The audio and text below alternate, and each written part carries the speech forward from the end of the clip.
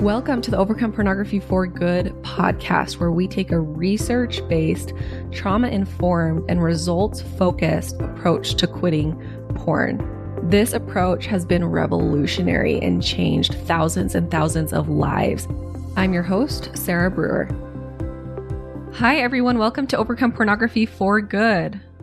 We are currently on a season break and regular podcasting will resume January 1st, but we are still bringing you brand new content every single week by sharing an Ask a Coach question and answer from me or from one of the other coaches in Overcome Pornography for Good. Ask a Coach is a feature in our program, Overcome Pornography for Good, where you can come and you could submit questions or coaching and get a personalized response from a coach on our team. This is something that when you join, you get lifetime access to, and you could submit as many questions as you would like. You could submit 10 a day, 20 a day. You can come back down the road in 3 years and submit a question. You'll always get answers. You'll always get help and support via our portal through the Ask a Coach function in the program. So you can submit questions. If you're struggling, you can ask for help. You can submit learn and move ons or other worksheets. And so what we're doing right now is we are picking and choosing a few of these to answer anonymously, of course, here in the podcast until we pick back up with regular programming on January 1st. And I think you're going to love it. It's going to be so helpful and so good. And you get to hear from all the other coaches. So before we hop in, I do want to talk about a brand new free resource that I have for you all that's perfect to announce during this podcast break. It is called the Podcast Roadmap. What this is it's a roadmap of all of the key podcast episodes, right? With around 150 episodes, that can feel really overwhelming if you're new to the podcast.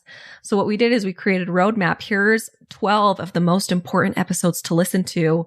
You can listen to them in order or not, but we have those listed out for you and linked for you. And you can sign up for that and get that in your inbox for free at sarahbrewer.com/podcast roadmap. No spaces, no dashes, podcast roadmap. I really hope that you guys will go and take advantage of this, even if you've been a long-time listener and you're using this podcast break to maybe catch up on episodes. Go and download the podcast roadmap to re-listen to those most important episodes. We also have our free masterclass that's always available if you want just the quick and easy version of how do I quit porn. That's sarahbrewer.com/masterclass, just an hour long. It'll walk you through the process. Keeps it short and simple. And then, of course, we always have our program open. So you can come and join and work with us. You can start getting answers to your Ask a Coach questions. You can come and get coaching. Remember, it's a lifetime access. So it's based around, we've got the modules and all of the work for you to do in the program, the milestones to complete. And then you have lifetime access to coaching calls. We have multiple coaching calls every single week. We have specialized marriage calls, relationship calls, support calls. We have regular coaching calls, which are the ones that I do. We have calls on each individual milestone. Anyways, there's so much in there. I won't go into all of those details here, but you can see all the details of the program, sarahbrewer.com/work with me. All right, you guys, enjoy these Ask a Coach Q&As. Hi, everyone. This is Jessica Farmer. I am a coach in Overcoming Pornography for Good, and I'm so excited to be here with our Ask a Coach question for the week. So this is a question that we get a lot, and I've had it recently with several of my clients, and so I wanted to bring it up. And it says, it seems the less I'm viewing porn, the more antsy my body is. There have been some days that I feel like I can't stop bouncing my leg or fidgeting or not being able to sit still. How can I let it not bother me? Because in some ways I feel a strong urge to go view porn when I get antsy like this. How can I process this? This is such a good question because this comes up a lot. And I think it's something that we don't necessarily understand a lot of the time when it's happening. So an urge to view porn and really any emotion that we experience, all it is a sensation in our body, right? It starts out as a thought in your brain. Like in this circumstance, it might be something along the lines of, I'm having this urge, but I know viewing porn isn't what I really want. And so there might be some dissonance there, which is naturally going to create some anxiety, right? And so you have this sentence in your brain, and your brain is going to send chemical signals to the rest of your body, letting your body know, okay, we're anxious now. Like we're having some anxiety, and that's going to manifest as certain sensations in your body. It might be this antsy feeling where you feel like you're bouncing your leg all the time, or you might get like sweating palms. It might feel like a tightness in your shoulders or in your chest, right? So these emotions, all it really is a physical sensation.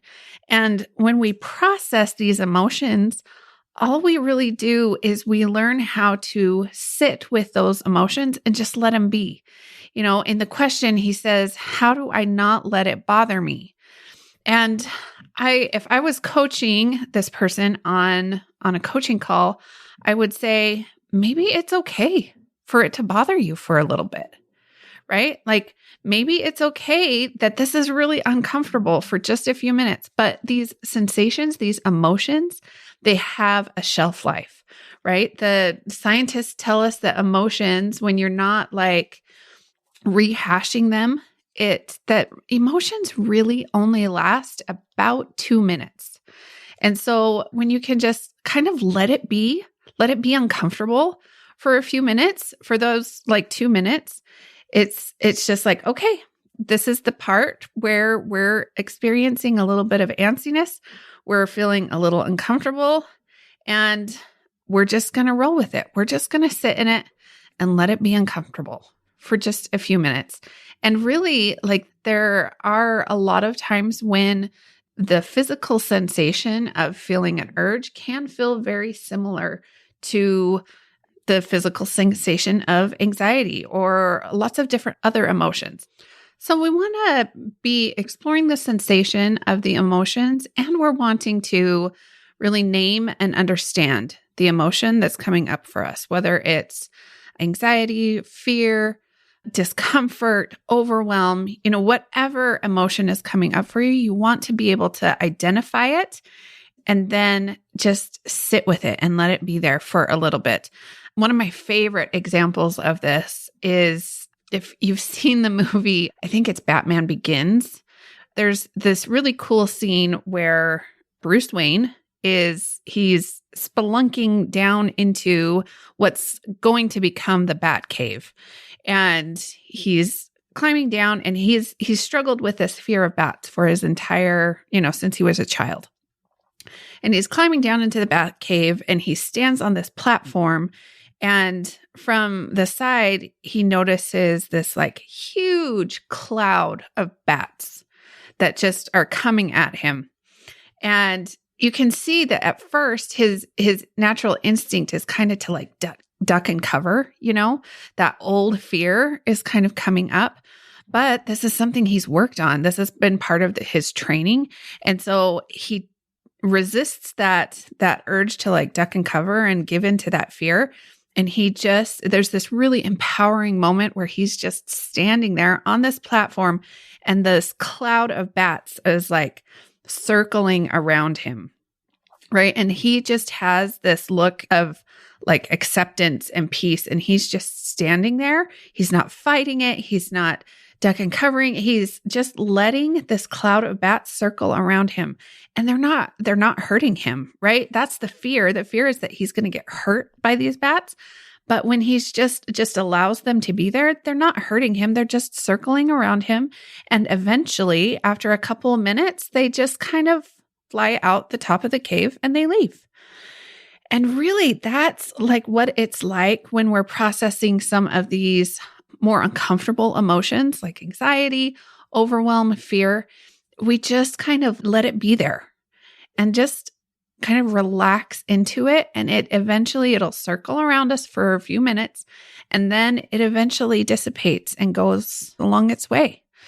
So when you have these feelings, we're wanting to, number one, identify. Number two, just let it sit and be there. And that's going to help with the question that this person had of like, how do I even do this? Right? So first off is just learn to be okay with some of these uncomfortable emotions, and remind yourself that these emotions, right? First of all, they don't last forever. They have a shelf life. And second of all, they can't hurt you, right? Just like those bats, if we just kind of let them be, they're not going to hurt us, right? It's just a sensation in your body that might be uncomfortable for a few minutes, but it's going to run its course. And while it's doing that, it can't hurt you. So I thank you for being here, and I will see you next week. I want to invite you to come and listen to my free class, How to Overcome Pornography for Good Without Using Willpower. We talk about how to stop giving into urges without pure willpower or relying on phone filters so that you can actually stop wanting pornography. We talk about how to stop giving up after a few weeks or months. And spoiler alert, the answer isn't have more willpower. And then lastly, we talk about how to make a life without porn easily sustainable and permanent. If you're trying to quit porn, this class is a game changer. So you can go and sign up at sarahbrewer.com/masterclass, and it is totally free.